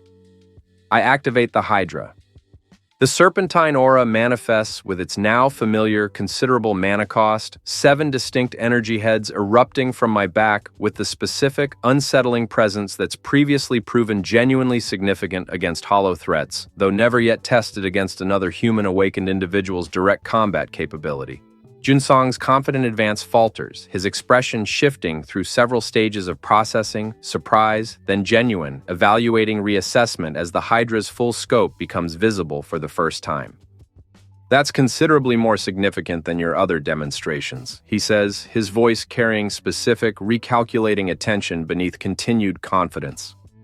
"Multiple independent manifestation points. That's genuinely sophisticated design, regardless of how many actual combat hours you've invested developing it. I direct 2 serpentine heads towards simultaneous independent attack while maintaining defensive positioning with the remaining 5. The specific tactical complexity that Soman's careful, patient tattoo work across multiple sessions apparently produced beyond simple raw power increase, genuine versatility that even Junsang's extensive collection doesn't immediately demonstrate matching capability against. The exchange that follows proves considerably more even than our initial engagement, Junsong forced toward genuine defensive effort against attack vectors his own combat experience apparently never specifically prepared him to counter, the particular advantage that legitimate, careful design consideration provides against methodology focused primarily on raw, extracted power rather than sophisticated, multi-vector tactical application. But the engagement's mounting mana cost registers with specific, sobering clarity even as tactical advantage briefly shifts in my favor. The Hydra's considerable resource demand, combined with my initial blade tattoo activation and the accumulating cost of sustained active combat, pushes my remaining capacity toward genuinely concerning depletion. Mana 23/71 Junsong, despite his own considerable resource expenditure countering the Hydra's multi-vector assault, apparently retains reserves considerably beyond my own diminishing capacity, the specific concerning confirmation that whatever advantage sophisticated design provides, raw accumulated capacity from his extensive, if horrifically acquired, tattoo collection still represents genuine, significant threat. "You're running low," he observes, his tone carrying renewed, confident satisfaction as combat continues testing my increasingly constrained resources. Sophisticated design matters considerably less once resource depletion forces you back towards simpler, less versatile options. I process his assessment's uncomfortable accuracy with the specific cold calculation that genuine crisis demands, recognizing that continued Hydra maintenance will exhaust my remaining mana before this confrontation reaches any decisive resolution. I deactivate the Hydra, retreating toward the blade and shield combination that requires considerably less ongoing resource commitment, the specific tactical adjustment that genuine limitation now requires, regardless of whatever advantage the more sophisticated ability briefly provided. Junsong presses this apparent advantage with renewed aggression, his own considerable remaining capacity allowing sustained dual-weapon assault that my more limited current resources struggle to adequately counter. I take a second significant wound during this exchange, the specific mounting damage confirming genuine serious danger beyond what my current tactical position can indefinitely sustain. The engagement's trajectory suggesting eventual defeat unless something shifts the confrontation's current concerning momentum. That shift arrives through Soman's own unexpected intervention, her restraints, apparently secured with more attention toward preventing simple physical escape than accounting for the specific, careful tools a professional tattoo artist's apprentice might have concealed even during captivity, prove insufficient against her patient, careful work freeing herself during the engagement's chaos. "Hanel!" she calls out. throwing something across the chamber toward my position, a small, sharp tool from her own concealed kit, the specific improvised weapon that provides brief, crucial distraction as Yun-sang's attention momentarily splits between continuing his advantage and addressing his suddenly mobile captive. I use the distraction's narrow window to disengage from direct exchange, creating separation that allows brief, desperately needed reassessment rather than continued, increasingly dangerous direct confrontation.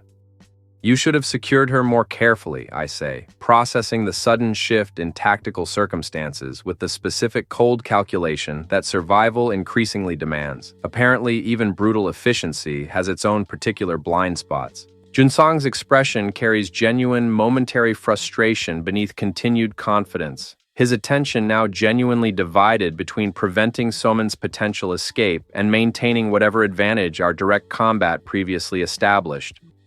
This changes nothing meaningful, he says, though his voice carries specific, less certain edge than his previous confident assessment. You're still critically low on resources. Whatever brief distraction your apprentice provided doesn't address that fundamental limitation. He's not wrong. The specific, sobering mathematics of my depleted mana reserves confirming genuine, continued danger regardless of Soman's brief, valuable intervention. But something in the confrontation's shifted dynamic, Junsang's divided attention, the specific tactical opening that genuine unpredictability has just introduced into what previously felt like inevitable, controlled defeat, suggests possibility beyond simple, continued, straightforward confrontation.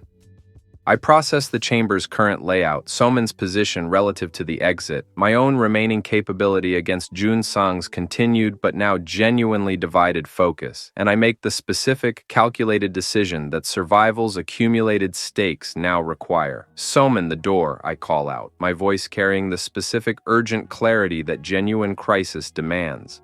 Now, while he's still processing this, whatever follows in this confrontation's next crucial moments will likely determine considerably more than simple, immediate combat outcome. Soman's actual safety, my own continued survival, and the genuine question of whether legitimate, careful preparation can actually overcome methodology built through considerably darker, more efficient, but fundamentally cruel extraction. The chamber's tension crystallizes toward whatever decisive resolution this confrontation's mounting, complicated circumstances finally demand. Soman bolts toward the chamber's exit the moment my call reaches her, her improvised escape from restraints buying precious seconds that Yunsang's divided attention can't immediately close before she reaches the doorway. She doesn't make it through. Junsang moves with sudden, decisive speed, a third tattoo activating to produce some manner of extending whip-like construct that catches Soman's ankle before she crosses the threshold, dragging her back into the chamber with brutal, efficient control. "No," he says, his voice carrying renewed, cold authority that erases whatever brief uncertainty her attempted escape produced. "I don't think so. Not until we've properly concluded this demonstration."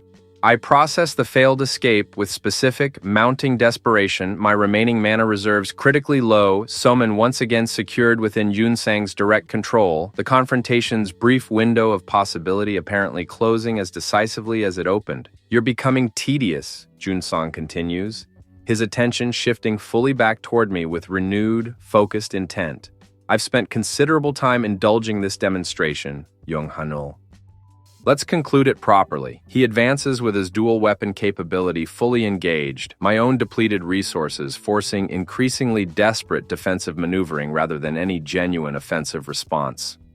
I take a third significant wound during this exchange, my vision beginning to blur at the edges from accumulated blood loss and genuine mounting physical exhaustion. The situation's mathematics have turned genuinely dire, my mana approaching critical depletion, my physical condition deteriorating from accumulated injury, Soman once again secured, Junsang's confidence fully restored and apparently justified by his continued decisive advantage.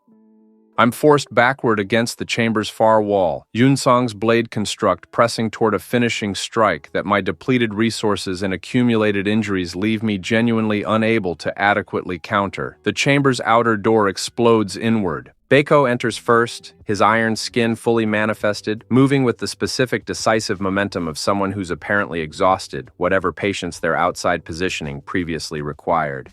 Yuri follows immediately behind, her own barrier ability already extending protective coverage across the chamber's entrance. We heard the commotion, Beiko says, his attention immediately assessing the chamber's full tactical situation with professional, rapid competence. Figured our signal to intervene had arrived, regardless of whether you'd actually managed to send one. Junsang's expression carries genuine, visible frustration at this unexpected complication, his attention forced to divide between continuing pressure against my depleted defense and addressing this significant, unanticipated reinforcement. More insects, he says, though his voice carries less confident dismissal than his previous assessments, the specific recalculation of someone processing genuinely shifted tactical circumstances. This changes the mathematics somewhat, but not the eventual outcome. Beiko engages directly, his iron skin absorbing several of Junsang's follow-up strikes, while providing me crucial seconds to disengage and create tactical distance, Yuri's healing ability immediately addressing my most severe wounds with efficient, practiced competence that partially restores my capacity to continue meaningful engagement. Your mana, Yuri says, working quickly through emergency treatment while monitoring the chamber's continued chaotic combat. I can't restore that directly, but I can keep you physically functional enough to use whatever capacity you still retain. The engagement's dynamics shift considerably with Beiko's direct intervention, his own considerable combat capability, combined with Yuri's efficient support, providing genuine complication to Junsang's previous uncontested advantage. But Junsang's own accumulated capability proves genuinely formidable even against combined opposition, his extensive tattoo collection providing sufficient versatility to manage simultaneous threats from multiple directions, his considerable remaining mana reserves allowing sustained, aggressive engagement that our combined but still resource-limited group struggles to definitively overcome. The confrontation extends through several more minutes of genuinely desperate mutual attrition. Beiko absorbing damage his iron skin can only partially mitigate, Yuri's healing efforts increasingly stretched across multiple injured combatants, my own remaining mana approaching genuine exhaustion despite Yuri's efforts to maintain my physical functionality. Soman, still restrained, but no longer Junsang's immediate direct focus given the chamber's expanded chaos, works with quiet, determined effort against her restraint's actual mechanical construction rather than simply their intended psychological deterrent, her careful attention to detail, the same patient thoroughness that's defined her entire tattooing apprenticeship, finally producing genuine release. She doesn't flee immediately this time. Instead, processing the chamber's chaotic combat with specific, calculated attention, she moves toward a fallen piece of equipment near Junsang's earlier position, a tool that Beiko's initial explosive entry apparently dislodged from wherever Junsang's organization previously secured it. Hanul. She calls out again, though her voice carries different, more specific urgency than her previous distraction attempt. The design on his left shoulder, that's new ink, still healing. Look at the edges. I process her observation with sudden, crucial clarity, my attention shifting toward Junsang's exposed shoulder during a brief lull in direct combat exchange, a tattoo considerably fresher than his other, more established designs, the specific telltale signs of recent, incomplete healing that Soman's professional expertise immediately recognizes, despite the chamber's chaotic circumstances. That's his newest ability, I say, working through the implication with the specific tactical clarity that genuine crisis demands, whatever he extracted most recently. It's not fully integrated yet. Meaning? Beiko asks, maintaining his own defensive engagement while processing this potentially crucial information. Meaning it's probably his most powerful design, if he's saving it for genuine emergency rather than routine combat, I say, the specific tactical logic crystallizing with sudden, urgent clarity, and meaning it's also potentially his most vulnerable if the ink hasn't fully settled into stable function. Junsang, apparently processing that we've identified something significant about his newest acquisition, moves with renewed, decisive urgency to conclude the engagement before we can properly exploit whatever vulnerability that fresh ink actually represents. Enough, he says, his voice carrying genuine, focused intent that suggests he's finally decided to commit toward whatever capability that recent tattoo actually provides. Let's conclude this properly. He activates the fresh design directly, the shoulder tattoo producing something considerably more significant than his previous manifestations, a surge of raw, chaotic energy that carries visible instability even as it clearly represents formidable, dangerous capability. The specific telltale signs of power extracted too recently and too brutally to have achieved genuine, stable integration. The energy surge forces Baeko backward despite his iron skin's considerable defensive capability, Yuri's barrier straining audibly under sudden concentrated pressure that threatens to overwhelm her own careful, sustained effort. I process the manifestation's obvious power alongside its equally obvious instability, the specific tactical opportunity that genuine crisis and so means careful observation have just revealed. This ability, however formidable, carries genuine structural weakness precisely because Yunsang's brutal, efficient extraction methodology prioritized raw power over the patient, careful integration that my own, considerably slower approach has actually provided. His control over that one is incomplete, I call out, working through remaining mana reserves that Yuri's continued support has kept marginally functional despite earlier, severe depletion. It's powerful, but it's not stable. If we can force him to sustain it under pressure, it might destabilize entirely, Baeko finishes, his own tactical assessment aligning with my rapid analysis despite the chamber's continued chaotic danger, or backfire against him directly if the ink hasn't properly settled. We coordinate through brief, urgent exchange, Baeko maintaining direct pressure to force Junsang's continued reliance on the unstable ability rather than allowing tactical retreat toward his more established, reliable designs, Yuri managing her strained barrier with increasingly desperate efficiency, myself preparing whatever remaining capacity I can manage for the crucial, decisive moment this strategy requires. Junsang, forced to maintain the unstable manifestation under Baeko's sustained pressure, begins showing visible strain beyond simple combat exhaustion, the specific telltale signs of power genuinely exceeding his current capacity to properly control, the brutal efficiency of his extraction methodology finally revealing its fundamental structural cost. Now, Somin says, her voice carrying specific, urgent clarity as she recognizes the exact moment this careful, coordinated pressure has been building toward. It's destabilizing. Look at the edges. The ink's actually cracking.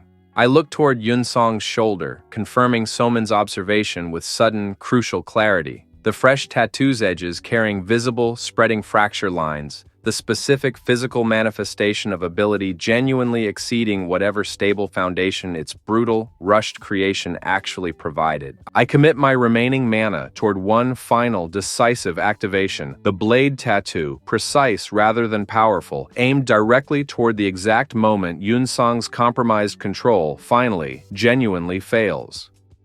The strike lands as his unstable ability's structural failure finally overcomes his weakening control. The combination of my precise attack and his own methodology's fundamental cruelty-based weakness producing the decisive moment this entire desperate confrontation has been building toward. Junsang staggers, his unstable manifestation collapsing into chaotic, uncontrolled energy that clearly damages him directly rather than providing continued combat advantage. The specific poetic consequence of power built through brutal extraction rather than patient, careful integration. This isn't, he starts, his voice carrying genuine dawning shock beneath mounting pain from his own ability's catastrophic backfire. This shouldn't be possible.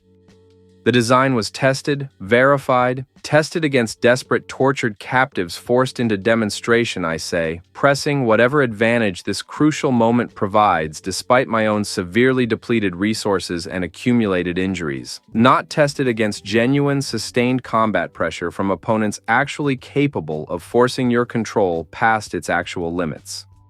The confrontation's momentum has genuinely, decisively shifted. Junsang's confidence shattered alongside his ability's structural failure. our own combined, coordinated effort finally producing the tactical opening this entire desperate engagement has required.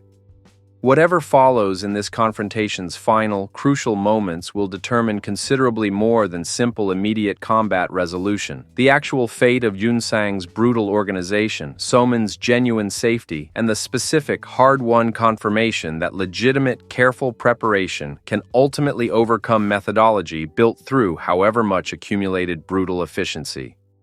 I press forward, whatever remaining capacity I can manage, focused entirely toward concluding this confrontation before Yunsang's own considerable, if now compromised, capability finds some manner of continued resistance against our collective, decisive advantage. The chamber's chaotic combat approaches its final, decisive resolution.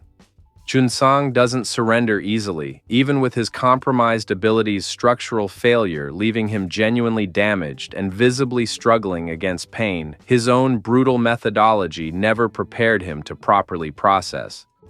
"I built this considering every possible weakness," he says, his voice carrying strained, fracturing conviction beneath obvious physical distress. "Extracted every advantage from every capable individual I could locate and properly test. This shouldn't be failing." "You extracted power," I say, pressing forward despite my own severely depleted resources.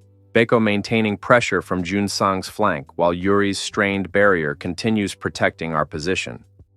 "You never extracted the actual understanding that makes power stable. Genuine integration requires patience your methodology never had time for, because torturing people quickly doesn't teach you anything about how their capability actually structurally functions." He attempts one final desperate activation, a different tattoo, presumably a fallback option given his primary ability's catastrophic failure, but the design responds sluggishly, clearly affected by whatever cascading instability his shoulder tattoo's collapse has introduced into his body's overall capacity to properly channel manifested ability. I close the remaining distance while his compromised control struggles toward functional response, my final blade activation finding decisive contact that his weakened defensive positioning can't adequately counter. Junsang collapses, his various tattoos flickering with visible, uncontrolled instability rather than the confident, deliberate manifestation that's characterized his combat capability throughout our extended confrontation. The chamber falls into sudden, exhausted quiet, broken only by our collective, labored breathing and Junsang's own pained, fractured attempts at continued speech. "This isn't," he manages, his voice carrying genuine, dawning horror beneath physical agony. "This isn't how efficient methodology is supposed to conclude. Efficient methodology built on torturing people rarely produces stable results," Beiko says, his iron skin deactivating as immediate threat clearly concludes, his attention shifting toward securing Junsang's compromised, no longer combat-capable position. "You optimized for speed and raw power. You never accounted for what happens when someone actually understands their own capability well enough to exploit exactly the structural weakness your shortcuts inevitably created." Yuri moves toward Soman first, confirming her genuine physical safety beyond simple immediate combat resolution, her medical attention efficient and thorough despite the chamber's continued chaotic aftermath. I stand over Yunsang's collapsed, defeated form, processing the confrontation's genuine resolution with specific, complicated emotion beyond simple, immediate relief. Not triumphant satisfaction exactly, but something closer to exhausted, hard-won confirmation that legitimate preparation and genuine ethical consideration have actually produced meaningful, decisive advantage over methodology built through however much accumulated brutal efficiency. "What happens now?" Junsang asks, his voice carrying genuine, fractured uncertainty beneath continued physical distress. I consider the question with the specific weight that genuine consequence demands. Processing implications beyond simple, immediate combat victory, his organization's other captives, whatever additional cruelty his methodology has inflicted across however many weeks of operation, the genuine question of appropriate response beyond this single, decisive confrontation. You're going to help us locate every captive your organization currently holds, I say, my voice carrying the specific cold clarity that this crisis's accumulated stakes have trained into increasingly necessary discipline. And then whatever consequence actually follows depends considerably on how genuinely you cooperate with that specific immediate priority. We spend the following hours, once Yunsang's compromised condition and continued cooperation, motivated considerably more by genuine desperation than any authentic remorse. Though Baeko's careful professional oversight ensures compliance regardless of underlying motivation, systematically clearing his organization's facility, locating and freeing considerably more captives than our initial limited information suggested existed. 14 individuals, various awakened abilities, various states of physical and psychological trauma from Junsang's brutal extraction methodology emerge from cells and forced training areas that confirm every disturbing detail our earlier, second-hand rumors previously suggested. Yuri's medical attention proves essential to this recovery process. Her healing capability combined with genuine, patient bedside manner providing crucial support for individuals whose trauma extends considerably beyond simple physical injury. We don't kill Junsang, despite the genuine accumulated weight of everything his organization has inflicted, Baeko's careful professional judgment suggesting that formal accountability through whatever governing structure Seoul's surviving population has managed to establish since the rift's arrival serves justice more meaningfully than simple, direct execution, regardless of how thoroughly his cruelty might seem to justify exactly that outcome. There's a coalition forming, Baeko explains, during our careful processing of Junsang's facility and its considerable population of freed captives.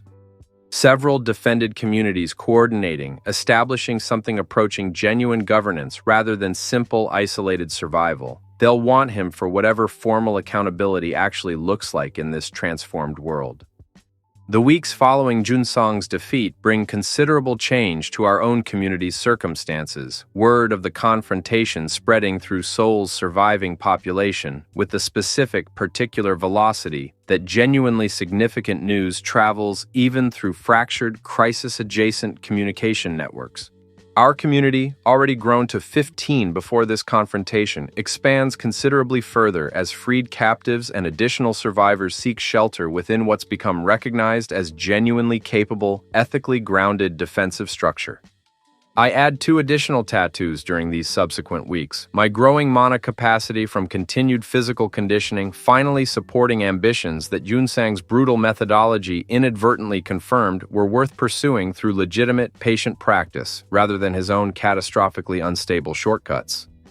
A dragon design across my left thigh, considerably more ambitious than even the Hydra's complexity, requiring Soman's careful extended work across multiple sessions that we approach with the specific patience our recent decisive confrontation has thoroughly confirmed as genuinely superior methodology. Mana capacity, 71 to 94. The dragon, once completed, manifests capability considerably beyond even the Hydra's impressive scope. Genuine flight capability combined with concentrated elemental force that Soman's careful design consideration apparently translated directly from the mythological creature's traditional, considerable power. This is genuinely remarkable, Soman observes, watching my successful test of the completed design with visible, professional satisfaction beyond simple practical relief that our extended, careful work has produced genuine functional result. We're genuinely building something considerably beyond simple survival necessity at this point.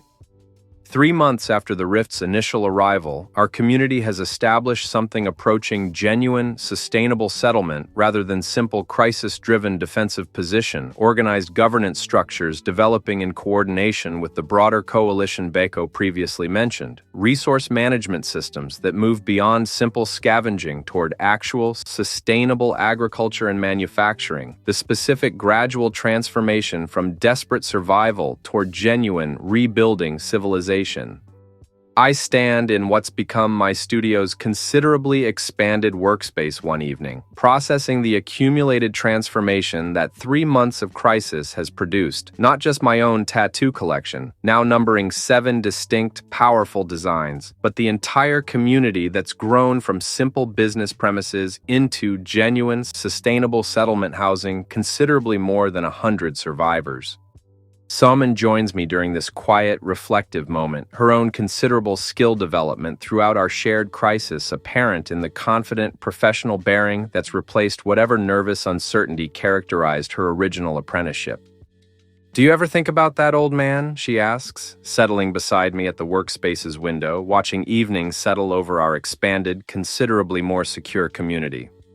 "Whoever actually gave you this system warned you about the rift's coming arrival?" I consider the question with the specific reflection that quiet moments increasingly permit amid our community's continued, if now more sustainable, challenges.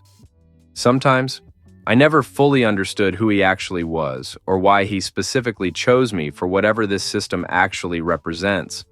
Do you think there's some larger explanation?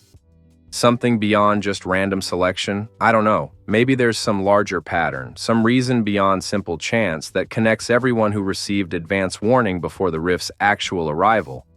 I look out at our community's gathered evening activity, people cooking, children playing in carefully secured courtyard space, the specific ordinary rhythm of genuine civilization gradually reestablishing itself amid continued, if now more manageable, supernatural threat. Or maybe it really was simple chance, and what actually matters is what we've chosen to build from whatever opportunity that chance provided. Soman considers this with her own thoughtful attention, then offers the specific observation that's characterized her most valuable contributions throughout our entire shared journey. Junsong had the same chance. The same basic system, similar advance warning. He chose considerably differently. He did. I process this distinction with the specific, hard-won clarity that our entire confrontation ultimately confirmed. Maybe that's the actual point, not the system itself, but what each person actually chooses to build with whatever capability it provides. We sit together in comfortable, companionable silence as evening fully settles over our community, the specific, quiet satisfaction of genuine accomplishment beyond simple, immediate crisis survival. My tattoos remain permanent, visible reminders across my skin of choices made and capability developed through months of genuine, hard-won crisis, gun and blade for straightforward combat necessity, shield and dagger for precise, controlled engagement, phoenix for healing what combat inevitably damages, hydra and dragon for whatever considerable challenge continued survival in this transformed world eventually requires.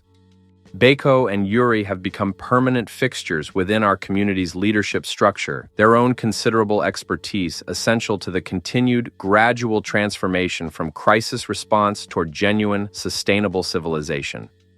The world beyond our community's borders remains genuinely dangerous, hollows continuing their unpredictable incursions, other communities still establishing their own uncertain balance between cooperation and isolated self-interest. The broader coalition Beiko mentioned, still developing whatever governance structure will eventually determine how humanity's surviving population actually organizes itself across this permanently transformed landscape. But within our own particular corner of this altered world, something genuinely worth preserving has been carefully, deliberately built, not through brutal efficiency or exploitative shortcuts, but through the same patient, careful attention that 6 years of tattooing taught me before any system ever suggested that art and craft might eventually matter considerably more than simple aesthetic consideration. I look at my own hands, steady despite months of accumulated crisis, still capable of the careful, precise work that both my original profession and this transformed world's actual requirements ultimately demand. Whatever comes next in this ongoing, uncertain rebuilding, I intend to continue building it the same way I've approached every significant challenge since that first, impossible gunshot, with patience, with genuine care for whoever shares this difficult journey alongside me, and with the specific, hard-won confirmation that legitimate, ethical practice can produce results considerably more sustainable than whatever shortcuts brutal efficiency might otherwise promise. The needle rests in its case beside my workspace, ready for whatever additional work our continued survival eventually requires. Soman's own skill continues developing alongside my own, her careful hands increasingly capable of translating whatever ambitious design our community's genuine needs eventually suggest. 3 months since an old man's impossible warning changed my entire existence. A community of over 100 survivors, genuinely rebuilding rather than simply desperately surviving. And ahead, whatever considerable challenge this permanently transformed world continues presenting to those choosing patient, ethical construction over brutal, exploitative shortcut. I intend to keep building, one careful line at a time, for as long as this transformed world requires exactly that patient, deliberate work.